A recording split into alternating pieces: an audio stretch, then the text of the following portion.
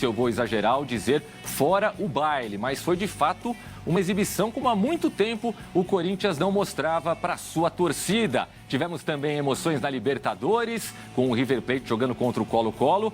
Terminou empatado 1-1, Júlio Gomes. Boa noite. Assunto encerrado também lá em Santiago. Boa noite para você. Sim, senhor. Boa noite, Tomás Rafael. Colo-Colo e River Plate 1-1. Eu vim, né? Em homenagem a Fiel, vim de gala aqui, porque já estava imaginando que o Corinthians ia fazer essa partida. Não, tava nada. Time reserva do Corinthians, o Ramon Dias, a família Dias, que comanda o Corinthians hoje, entende, como a maior parte da torcida, que o mais importante é se salvar do rebaixamento na Série A. Não tá fácil. E aí é engraçado, você coloca um time reserva na Sul-Americana, assim como São Paulo colocou no Campeonato Brasileiro contra o Cruzeiro, e parece que os jogadores jogam mais soltos, né? A responsabilidade da vitória é do outro. Fortaleza com quase 50 mil pessoas no Castelão. Fortaleza liderava o Campeonato Brasileiro até outro dia, até 15 dias atrás, né? Perdeu aquele jogo do Botafogo, perdeu a liderança. Ou seja, um bom time. A gente já tinha falado aqui que talvez os resultados do Fortaleza estivessem melhores do que o desempenho do Fortaleza, ao contrário de outros anos em que os resultados talvez não acompanhassem um jogo tão bom. E o Fortaleza hoje acho que fez um jogo fraco, pressionado. Os últimos resultados não eram bons, não conseguiu jogar bem. E o Corinthians muito solto, né? Os meninos no meio de campo jogando muito bem. O Igor Coronado fez, sem dúvida, o melhor jogo dele com a camisa do Corinthians, além do golaço. E, Tomás, se não fosse o jogo pífio, é muito forte falar que o jogo do Yuri Alberto foi pífio, fez um gol no fim, né? Livrou a barra dele, Livrou né? a barra dele.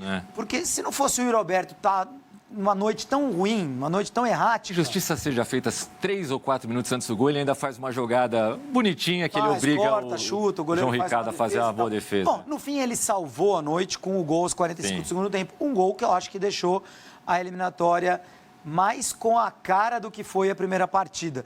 É muito curioso o futebol, é muito dinâmico, é por isso que é tão legal esse esporte. Se ontem dessem um documento lá, um papel para o Ramon Dias, para o Emiliano Dias e para a torcida inteira do Corinthians, dizendo... 0-0? Não, que 0-0. Volta com uma derrota de 1-0. Derrota por um gol de diferença lá no Castelão, tá bom? Todo mundo assinava embaixo. Time reserva, se perder por 1 do Fortaleza, ó, volta vivo, Itaquera resolve. O Corinthians não só não perdeu, como não empatou, como não ganhou por 1, ganhou por 2. E é claro que a eliminatória fica na mão do Corinthians. Apenas lembrando que também tinha vencido o Red Bull Bragantino fora de casa, na partida de ida, na fase anterior, nas oitavas de final. E aí perdeu em Itaquera.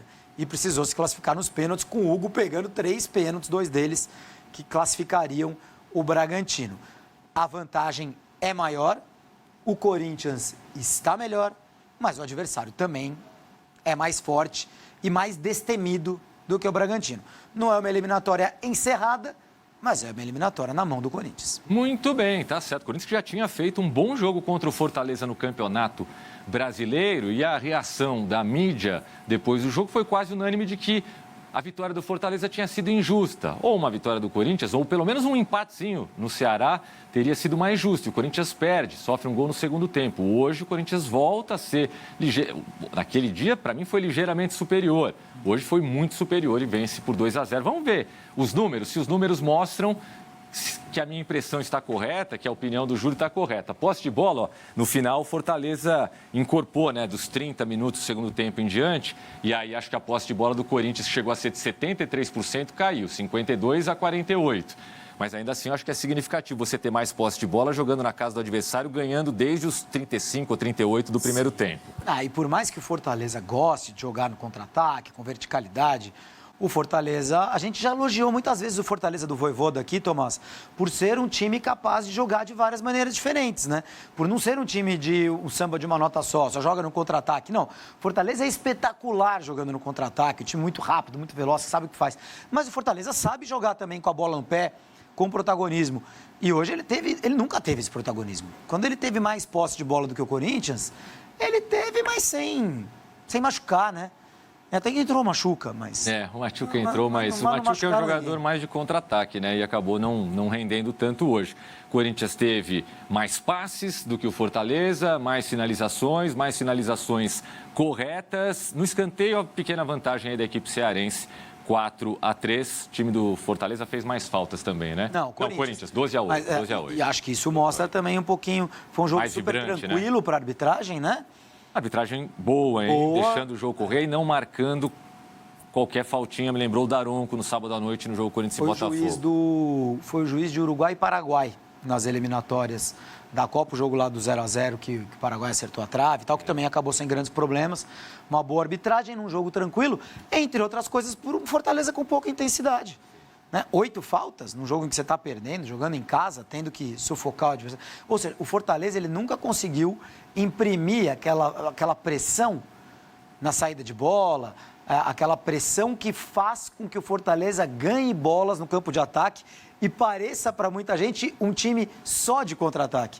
Né? Porque a gente vê o Fortaleza ganhando muitas bolas e chegando com 3 contra 2, com 4 contra 3. Hoje não aconteceu isso em nenhum momento da partida. Não encaixou. Pois é. No começo do jogo ainda, quando para mim o Corinthians já era melhor, já era superior, o Fortaleza assustou em 2 lances provocados por erros da defesa do Corinthians, que é uma defesa que, para mim, hoje fez um jogo bom, mas em um ou outro momento ela assusta. Kaká e Félix Torres em um ou outro momento assustam, o próprio menino Ryan permite ali uma virada. Quando um não assusta, o outro assusta. Né? Rian, né? Ele permite uma virada do jogador, se eu não me engano, do Pochettino para cima dele, é obrigado a fazer falta. Embora para mim tenha feito também, você citou o Coronado, o Rian também, para mim, disparado hoje o melhor jogo dele com a camisa do Corinthians. Desarmou demais. E aí a gente fala de time reserva, é uma coisa boa, quer dizer, uma coisa ruim, mas também, quer dizer, o time titular não é grande coisa. Acho que agora está melhorando. Sim. O time reserva não é tão diferente. Não. E aí, algumas peças... você não vê reserva é quase o ex-titular, né? Você não vê muita diferença. Hugo, por exemplo, lateral esquerdo. Seria má notícia, na verdade. Né? Fagner, por exemplo, lateral direito, que para mim joga no mínimo 3 vezes mais do que o Mateuzinho. Não consigo entender por que ele está jogando as Copas e não o Campeonato Brasileiro. Ele voltou a jogar bem. Mas eu acho que tem algum sentido ali, né? No que tática? E eu acho que na renovação. Renovação, simplesmente em ter outro jogador, um jogador por quem o Corinthians pagou bastante. Enfim, olha só... Deixa Corinthians... para renovar nos campeonatos que não rebaixam, eu penso assim. O Corinthians jogou hoje com Hugo Souza, titular absoluto. Fagner não é mais titular. O Félix Torres, Kaká, que você acabou de citar, e Hugo. Essa linha de defesa jogou boa parte do Campeonato Brasileiro. Sim. Boa parte do Campeonato Brasileiro. Aí tivemos o Bidon e o Rian, que acho que... Os 2 meninos, que acho que fizeram uma grande partida, acompanhados do Charles, né? 3 volantes ali para tentar segurar o Fortaleza. Nem precisou. O Igor Coronado... hoje foi Igor Corotudo, né? Solista como Garro. Jogando realmente... Por isso que fica interessante essa discussão mesmo, né? Igor Coronado e Garro. Foi uma experiência que já rolou algumas vezes, mas eu acho que um tem que ser reserva do outro mesmo. Nunca deu certo, né? E Yuri Alberto e Thales Magno, eu acho que o Thales Magno também não fez um grande jogo, né? Eu acho que o time inteiro foi bem e os 2 atacantes um pouco abaixo. Agora, aí quem entrou... A última bola dos 2 atacantes, Júlio, desculpa te cortar, que deixou a desejar. E acho que isso acontece muito no primeiro tempo e mais ainda no segundo tempo. Aquele último passe, quando é só você rolar para quem está bem posicionado e essa bola nunca era rolada com capricho, açucarada, e aí o Corinthians perdia chances de matar o jogo, de fazer 2, de fazer 3. Isso muito por conta da atuação um pouco abaixo do Thales Magno e do Yuri Alberto. E o Thales Magno perde um gol também incrível, que o Fagner cruza para ele simplesmente deixa a bola passar. Não quis fazer o gol, o ex-jogador do Vasco. E aí as 3 alterações ao mesmo tempo que o Ramon Dias faz, aos 29 do segundo tempo, entra o Garro no lugar do Coronado. E aí eu achei muito interessante, porque entraram o José Martínez, o venezuelano, que é volante, e o Carrillo, que é um jogador mais ofensivo, no lugar dos 2 meninos, do Rian e do Charles, né? Dos 2 meninos, não. Do Rian e do Charles, de 2 volantes. Era um momento do jogo em que o Fortaleza estava querendo atacar, mas eu acho que o Corinthians sentiu quase a necessidade de fazer o segundo gol por tudo que estava acontecendo no segundo tempo, né? Sim. Não é uma substituição covarde, muito pelo contrário do Ramon Dias. Aí Mateuzinho no Fagner e o Romero no Thales Magno. Justamente é uma jogada do Mateuzinho pela direita pro Romero que acaba no rebote do goleiro no gol do Yuri Alberto. Já eram dois. É o famoso dedo do treinador, então. Né? Ele foi colocando titulares, havia um medo, né? Tinha muita gente com medo, o Garro, porque teve uma notícia de que talvez o Garro fosse titular hoje e os corintianos não queriam que o Garro fosse titular, pelo amor de Deus. Tudo menos isso. Tudo menos isso, né? O Garro não, né? O Garro não pode se machucar. Mas o Garro não se machucou, entrou, ele dá 2 passes ótimos, né? Ele é um grande jogador, né? 2 enfiadas de bola. Pro tal do contra-ataque que você citou, que o Yuri Alberto faz uma boa jogada antes do gol. O passe é dele. É um passe do Garro. No fim, acho que uma noite perfeita para o Corinthians, Tomás, que claramente se recuperou. Esportivamente, o Corinthians está recuperado, mas a pontuação do Campeonato Brasileiro é baixa. E essa recuperação não significa que vai sair ganhando de todo mundo no brasileiro. Claro, porque não vai jogar com a mesma leveza hoje. Acho que nem contra o Atlético Goianiense em casa vai conseguir jogar como jogou hoje, né? Agora, e fica muito difícil. O Atlético Goianiense que costuma fazer jogos duros em Itaquera, né? Sim. Ainda que esteja meio morto no campeonato. Sim. Agora, não dá para pedir para esse time, para esse clube, abandonar as Copas. Não dá para pedir. O Corinthians está na semifinal da Copa do Brasil, contra o Flamengo. Acabou de ganhar do Flamengo.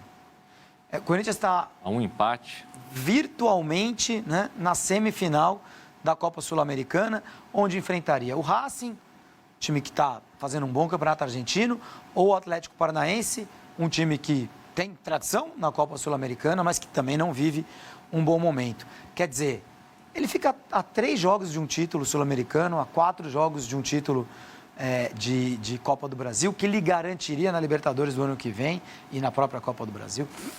É difícil pedir para o Corinthians abrir mão disso aí, Tomás.